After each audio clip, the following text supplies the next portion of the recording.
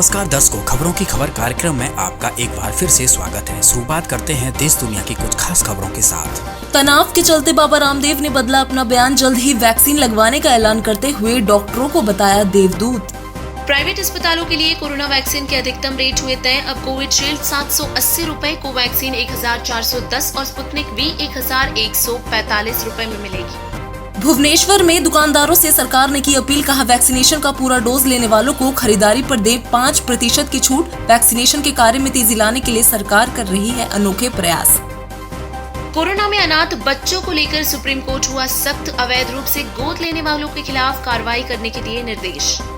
कर्नाटक में भाजपा के वरिष्ठ विधायक और पूर्व मंत्री सीएम उदासी का 85 वर्ष की उम्र में हुआ निधन।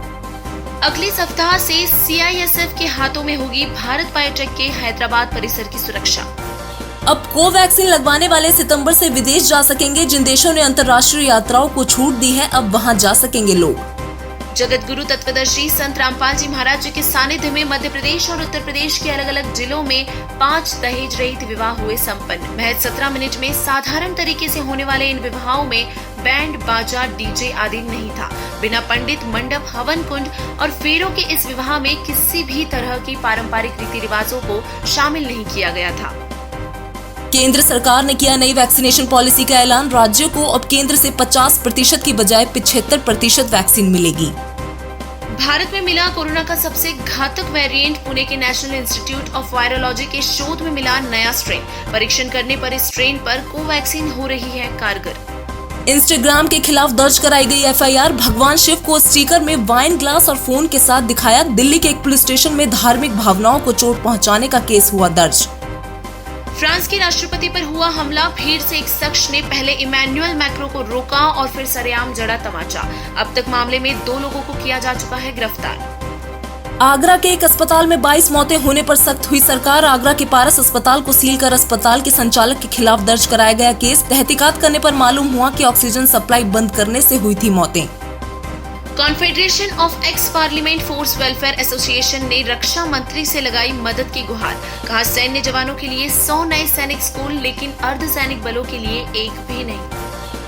परम संत सदगुरु रामपाल जी महाराज जी के पावन सानिध्य में उनके अनुयायियों द्वारा छत्तीसगढ़ के रायपुर में निःशुल्क रक्तदान शिविर का आयोजन किया गया। संत रामपाल जी के सानिध्य में समाज सुधार और जन जागरूक अभियान के चलते अस्पताल में सोशल डिस्टेंसिंग व कोरोना के अन्य नियमों का भी पालन किया गया।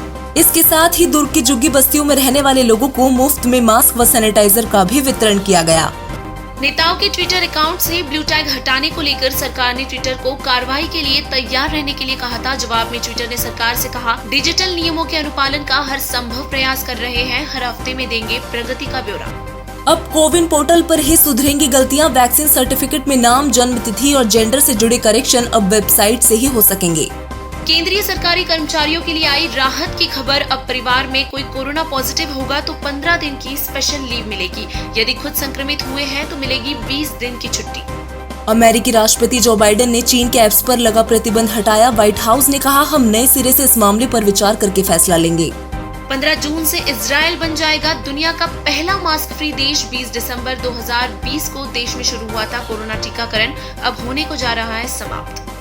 गूगल ने कहा, सुरक्षा के लिए हम रोजाना रहते हैं तैयार। गूगल हर दिन जीमेल पर 10 करोड़ फिशिंग अटैक रोकता है और 10,000 करोड़ ऐप्स को मैलवेयर के लिए स्कैन करता है। कर्नाटक चीफ मिनिस्टर ने डायरेक्ट फंड ट्रांसफर के लिए लॉन्च किया मोबाइल ऐप। अब सरकारी वेलफेयर स्कीम के लाभ इस ऐप के जरिए उठा सकेंगे लोग। तमिलनाडु के 2 प्राणी संग्रहालय में कोरोना संक्रमण से एक सिंघनी की मृत्यु के बाद 56 हाथियों का भी किया गया कोविड-19 टेस्ट। नासिक के एक परिवार का अनोखा दावा, वैक्सीनेशन के बाद बुजुर्ग के शरीर से चिपकने लग रहा है लोहे स्टील का सामान। जांच करने पहुंचे डॉक्टर्स भी हुए हैरान। मामले में अब सरकार कराएगी जांच। तेलंगाना सरकार ने इंटरमीडिएट के एग्जाम को रद्द करने का किया ऐलान। कोरोना के बढ़ते प्रकोप को देखते हुए लिया गया ये फैसला।